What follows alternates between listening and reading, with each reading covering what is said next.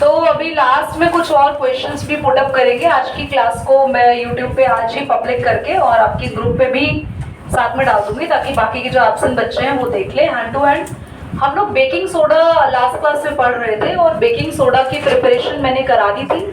Baking soda की preparation हो गई थी आदित्यमन, प्रॉपर्टीज हो गई थी। ये वीडियो ग्रुप पर आएगी, तुम्हारे पेरेंट्स को मैं बोल दूंगी स्पेशली हाईलाइट के इसको जरूर देखो, कितनी बार उसका नाम आ रहा है कि वो कितना परेशान कर रहा है, क्लास में बात कर रहा है। इससे पहले भी आ चुका है, वो पॉज थी। बेकिंग सोडा के यूजेस पढ़ेंगे आज हम। ये कैप्चर आ रहा है बेटा, ये कैप्चरिंग में है। यूजेस में सबसे फर्स्ट बेकिंग सोडा का यूज होता है, क्योंकि ये माइल्ड बेस है, so it used as an antacid. अगर कभी किसी को एसिडिटी हो जाए तो baking soda as an antacid form में ले सकते हैं, ठीक है। बाकी के यूजेस मैं पहले लिखवा देती हूँ क्योंकि थोड़ा डिटेल में है, फिर पढ़ते हैं। बेटा करिए एक बार पॉज, पहले लिख। बेटा आप लोग इसको ध्यान से पढ़ेंगे। बेसिकली है क्या, सबसे पहले तो ये एक एंटासिड की तरह इस्तेमाल किया जाता है, और इसके बाद मैंने जो यूज आपको बताया, बेकिंग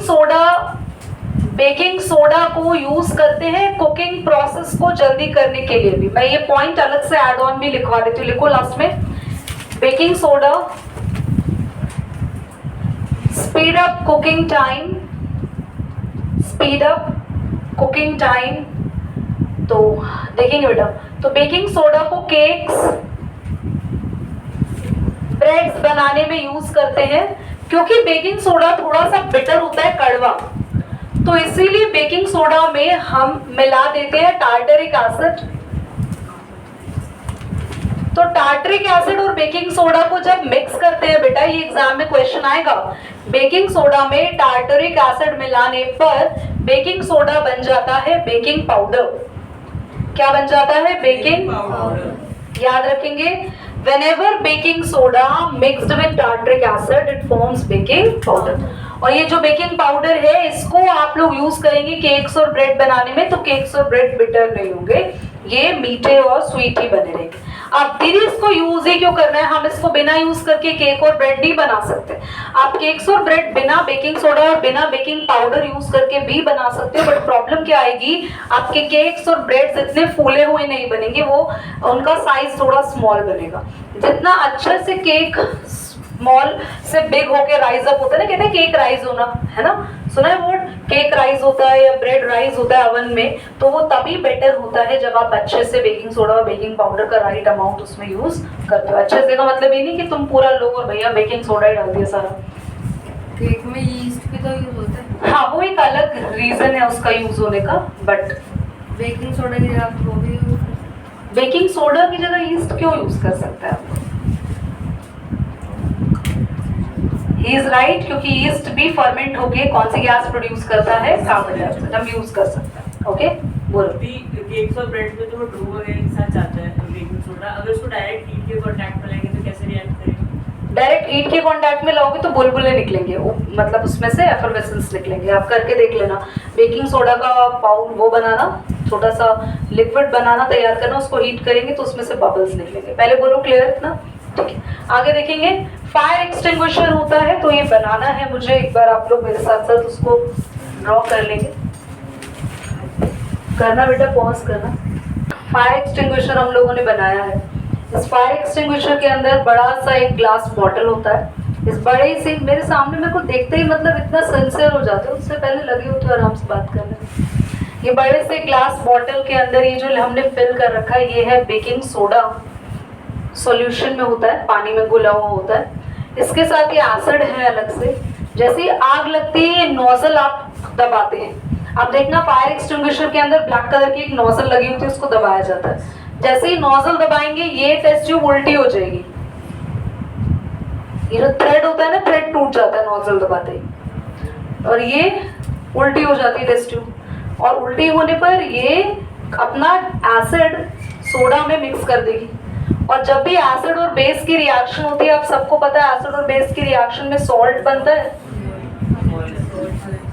वाटर बनता है, यहाँ पे गैस भी प्रोड्यूस होती है बहुत सारी। और वो जो CO2 प्रोड्यूस होती है ये इतनी ज्यादा अमाउंट में होती है कि हमें लगता है पानी गिर रहा है, वो पानी नहीं होता, वो पूरी की पूरी CO2 गैस होती है जो कि स्टीम की तरह जाती है, और जब भी कोई चीज जल रही होती है तो उसके आसपास पूरा ब्लैंकेट बना लेती है, मतलब पूरी कवरिंग कर देती है CO2 की।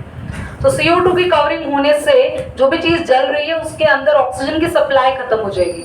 और आप सबने बचपन में वो एक्सपेरिमेंट देखा है कि कैंडल जल रही है, ऊपर से कुछ ढक दें, हाँ, तो फिर ऑक्सीजन सप्लाई खत्म हो जाएगी। तो ऑक्सीजन सप्लाई खत्म होने के बाद तुरंत ही आपका जो बर्निंग सब्सटेंस है वो बुझ जाएगा, बर्निंग खत्म हो जाएगी, वो स्टॉप हो जाएगी। समझ में आया?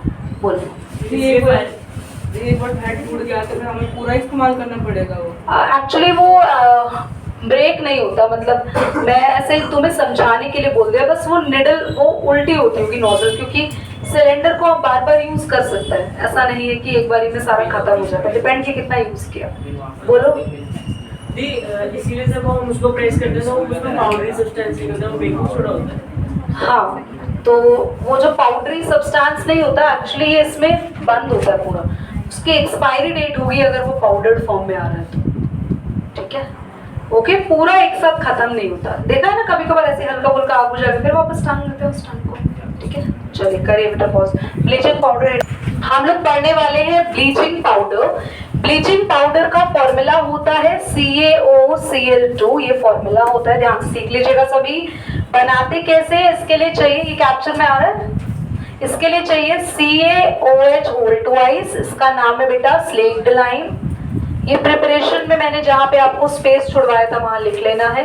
रिएक्शन किसके साथ करते हैं? क्लोरीन के साथ। इसका फॉर्मेशन हो जाता है, CaOCl2 बन जाता है और हमें वाटर बाहर मिलता है।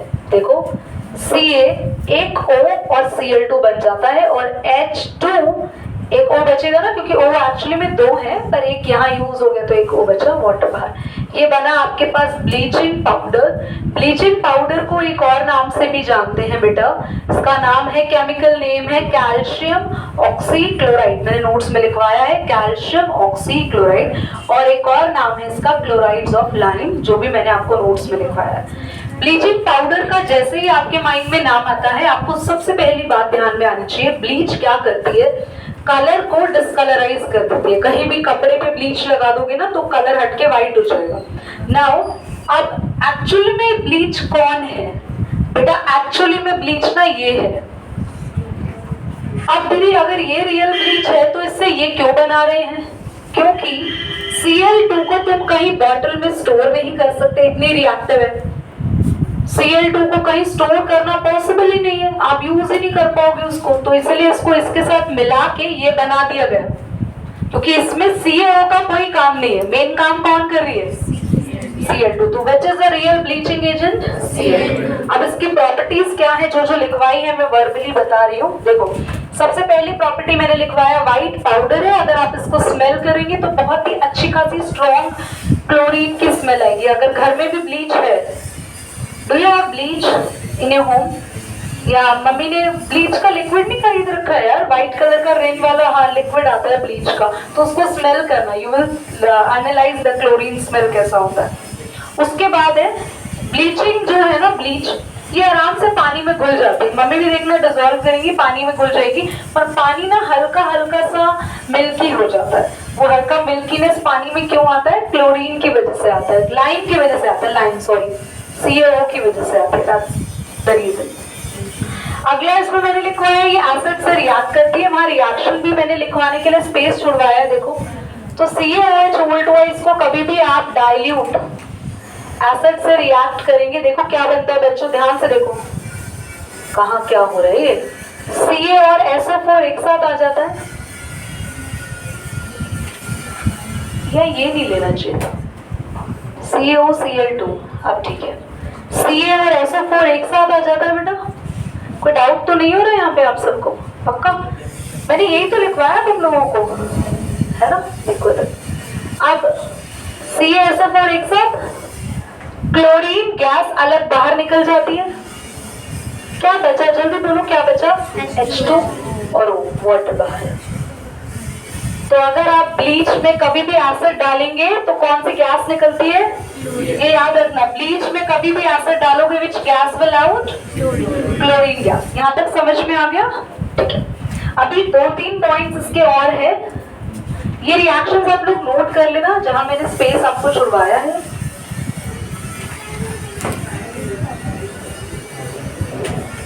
ओके, यूजेस बेटा ध्यान से सुनो सभी। जब भी आप लोग घर में ये जो कपड़े आप लोग पहनते हैं, कॉटन आती है, कॉटन, तुम्हें लगता है इतनी सफेद और व्हाइट कॉटन आती है? कॉटन को ब्लीच करते हैं तब जाके वो प्योर व्हाइट बनती है। जो पेपर बनता है आपका लकड़ी से, तो वुड तो ब्राउन होती है, तो वुड से पेपर व्हाइट कैसे बना? ब्लीच होके। समझ आया? अगला मैंने लिखवाया है, यस बेटा, ये जो ब्लीच होता है ये डिसइंफेक्टेंट है। कभी कभी पानी में भी क्लोरीन की स्मेल आती है, कभी कभी जो पानी आता है कड़वा लगता है पीने में। क्यों? क्योंकि उसमें क्लोरीन की टैबलेट्स मिलाई जाती है, क्योंकि क्लोरीन पानी के सारे जर्म्स को मार देगी, जर्म्स किल कर देगी। नेक्स्ट पॉइंट है, इसको क्लोरोफॉर्म बनाने में, क्लोरोफॉर्म पता है ना कि एनेस्थीसिया है, बेहोश करते हैं इससे, तो क्लोरोफॉर्म बनाने में भी हम ब्लीचिंग पाउडर को यूज करते हैं। एंड द लास्ट वन, ये एक अच्छा ऑक्सीडाइजिंग एजेंट है। और एक चीज, इससे ऐसी वूल बनाई जाती है जो कभी श्रिंक नहीं होती। आजकल ऐसे स्वेटर्स आ रहे हैं ना जो श्रिंक नहीं होते, उस पर लिखा भी होता है अनश्रिंकेबल, कैसे भी वॉश करो। तो ये ब्लीच की वजह से है, we can make the unshrinkable wools. तो इट्स ऑल डन। हेडिंग डालेंगे, मोस्ट इंपॉर्टेंट है जो अभी सीख रहे हैं। रिएक्शंस नोट हो गई? रिएक्शंस नोट हो गई? पास करो बेटा, नोट करो जल्दी। ध्यान से देखेंगे, पीओपी पढ़ने वाले हैं जिसका नाम है प्लास्टर ऑफ पेरिस, और इस पर क्वेश्चन एग्जाम में 100% आता है, तो ये काफी इंपॉर्टेंट सॉल्ट है आपके लिए। पीओपी का केमिकल फॉर्मूला होता है, ध्यान से देखो, CaSO4.12H2O। ये इसका केमिकल फॉर्मूला होता है। बनाया कैसे जाता है बेटा, इसको देखो, इसका नाम क्या है? कैल्शियम सल्फेट, हाफ होता है हेमी, वाटर है हाइड्रेट, कैल्शियम हेमी हाइड्रेट। बनाते कैसे? जिप्सम लो बेटा, जिप्सम,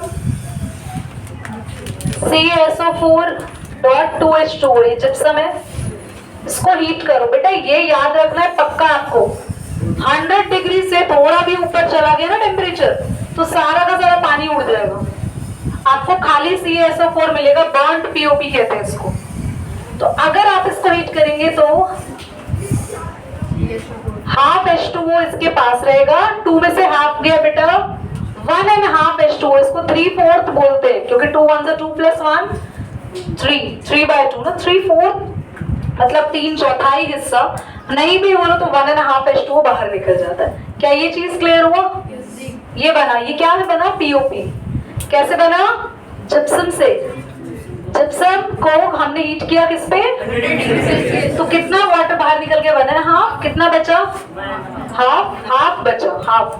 तो बना कैल्शियम सल्फेट हेमी हाइड्रेट, ये बना पीओपी आपका। ठीक है, और अगर आप इसको 100 से ज्यादा हीट करेंगे तो सारा वाटर बाहर निकल जाएगा और हमें मिलेगा बर्न्ड पीओपी। याद है क्या मिलेगा बेटा? Burned POP. ध्यान दीजिए यहाँ पे, पीओपी का भी इस्तेमाल होता है? नहीं, वो यूजफुल नहीं होता। 100 डिग्री से कम हुआ तो कम पे आपको फिर पानी पूरा नहीं निकलेगा इवेपोरेट, तो 100 पर ही करना है बेटा। इसके बाद हम इसकी कुछ प्रॉपर्टीज से, ये व्हाइट कलर का पाउडर होता है, पानी के कांटेक्ट में नहीं आना चाहिए। कभी भी आपने देखा घर में भी पीओपी का पैकेट जो होता है, व्हाइट सीमेंट बुलाते हैं उसको, इसका पैकेट खुला नहीं छोड़ते, खुला रखा पानी के कांटेक्ट में हार्ड हो जाएगा, पत्थर जैसा हो जाएगा। हाँ, फिर से उसको पत्थर जैसा क्यों हो गया? ये बन गया, पानी के कांटेक्ट में आके जिप्सम बन गया। फिर से गर्म करके वापस से पीओपी बना सकते हैं, पर घर में ये चीजें इतने एक्यूरेट टेम्परेचर पे पॉसिबल नहीं है, तो तुम वही चली हुई पीओपी बनाओगे। उसके बाद इसको मॉइस्चर प्रूफ कंटेनर में रखना, खुला नहीं छोड़ना। यूजेस बेटा, इससे टॉयज बनते हैं। सबसे पहला मोस्ट इंपॉर्टेंट यूज, टूटी हुई हड्डियां आदित्य जुड़ जाती है बेटा फ्रैक्चर करने से। ठीक है, फ्रैक्चर बोन जो जुड़ जाती है।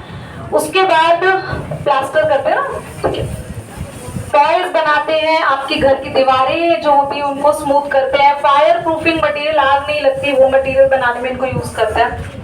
तो मैक्सिमम जगह पीओपी यूज होते हैं। टॉयज के अलावा जैसे वास होते हैं, वास आपके घर में लगे होते हैं जो वासेस, उसमें भी हम लोग पीओपी का इस्तेमाल करते हैं।